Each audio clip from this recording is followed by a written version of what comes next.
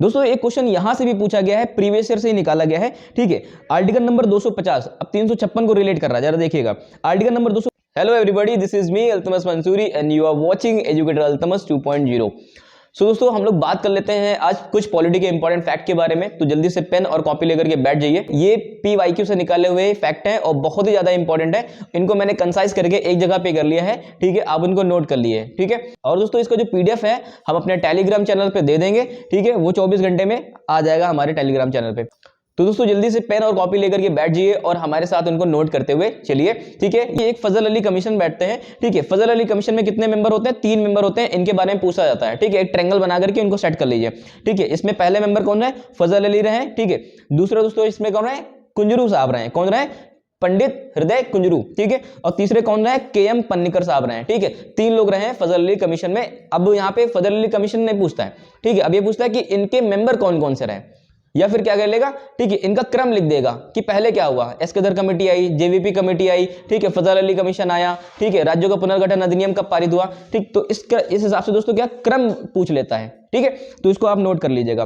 फिर उसके बाद होता क्या है दोस्तों, फजल अली कमीशन आता है। फजल अली कमीशन के बाद क्या होता है? राज्यों का पुनर्गठन अधिनियम आता है, 1956 में पारित हुआ, ठीक है। तो दोस्तों इस तरह राज्य पुनर्गठन अधिनियम 1956 पारित होता है, ठीक है। और इसके अकॉर्डिंग 14 राज्य थे उस टाइम और 6 क्या थे? यूनियन टेरिटरीज थी, ठीक है। दोस्तों हम लोग बात कर लेते हैं क्षेत्रीय परिषद को लेकर के। पहला क्वेश्चन ये पूछता है कि क्षेत्रीय परिषद क्या थी, ठीक है। और ये किस टाइप की बॉडी है? तो दोस्तों ये कॉन्स्टिट्यूशनल बॉडी नहीं है, ये एक स्टैच्यूरी बॉडी है। कैसी बॉडी है? स्टैच्यूरी बॉडी है, ठीक है। और ये किसके लीडरशिप में आती है? केंद्रीय मंत्री, ठीक है। इसको चेयर्ड कौन करते हैं? सेंट्रल मिनिस्टर चेयर्ड करते हैं, ठीक है। दोस्तों इस प्रकार से कितनी है? 5 क्षेत्रीय परिषदें हैं, ठीक है। दोस्तों एक नॉर्थ है, एक ईस्ट है, एक साउथ है और एक क्या है? वेस्ट है। और दोस्तों एक क्या है? सेंट्रल है। तो दोस्तों पूछता है कि जो नॉर्थ वाली क्षेत्रीय परिषद है इसकी जो हेडक्वार्टर है वो कहां पे है? दिल्ली में है, ठीक है। जो वेस्ट में है इसका हेडक्वार्टर कहां पे है? महाराष्ट्र में है। जो साउथ में है इसका हेडक्वार्टर कहां पे दोस्तों? चेन्नई में है। और जो ईस्ट में है इसका हेडक्वार्टर कहां पे दोस्तों?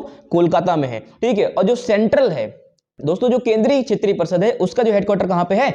वो इलाहाबाद में है, जिसको हम लोग अभी प्रयागराज के नाम से जानते हैं, ठीक है। अब दोस्तों हम लोग बात कर लेते हैं सेकेंड इंपॉर्टेंट टॉपिक, जो कि है 44वां संविधान संशोधन, 44th कॉन्स्टिट्यूशन अमेंडमेंट एक्ट 1978। इसके माध्यम से दोस्तों हुआ था, इसके माध्यम से दोस्तों राइट टू प्रॉपर्टी को क्या किया गया था?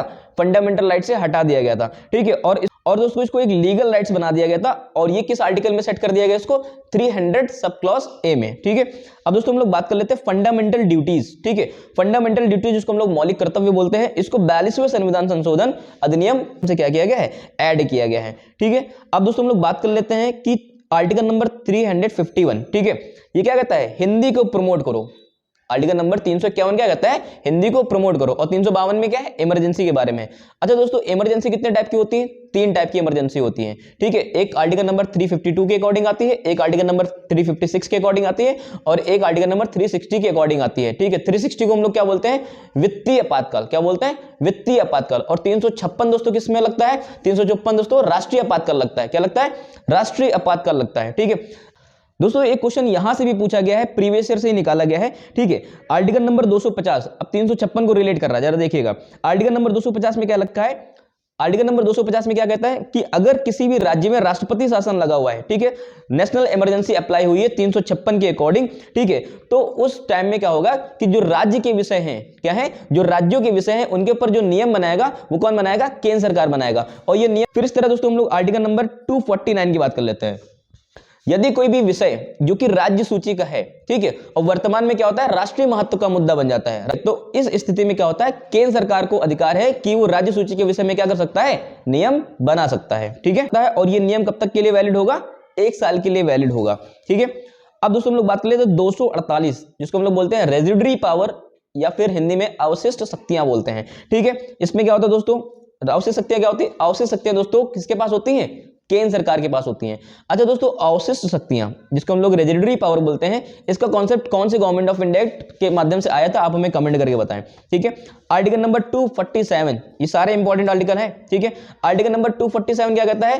ठीक है, आर्टिकल नंबर 247 कहता है कि संसद को अधिकार है, आर्टिकल नंबर 247 कहता है कि संसद को अधिकार है कि अतिरिक्त न्यायालयों की क्या कर सकता है? वो गठन कर सकता है, अतिरिक्त न्यायालयों की गणना कर सकता है। ठीक है, फिर आर्टिकल नंबर 246 246, ठीक है, इसमें क्या बताया गया है, विषयों के बारे में। जो 7 शेड्यूल है, ठीक है, 7वीं अनुसूची में क्या बताते हैं दोस्तों, 7वीं अनुसूची में विषयों का बंटवारा किया गया है। ठीक है, कि केंद्र सूची के विषय कौन से हैं, राज्य सूची के विषय कौन से हैं और समवर्ती सूची के विषय कौन से हैं। ठीक है, समवर्ती सूची का जो कॉन्सेप्ट दोस्तों कहां से लाया गया, आप हमें कमेंट करके बताइएगा। ठीक है, आर्टिकल नंबर 246 भी सेम चीज कहता है कि संघ और राज्यों के मध्य विषयों का बंटवारा किया जाएगा। ठीक है, जिसके हिसाब से कितनी सूचियां होंगी, 3 सूचियां होंगी। ठीक है, संघ सूची में कितने विषय हैं, आप कमेंट करके बताइए। राज्य सूची में कितने विषय हैं और समवर्ती सूची में कितने विषय हैं, आप हमें कमेंट करके जरूर बताइए।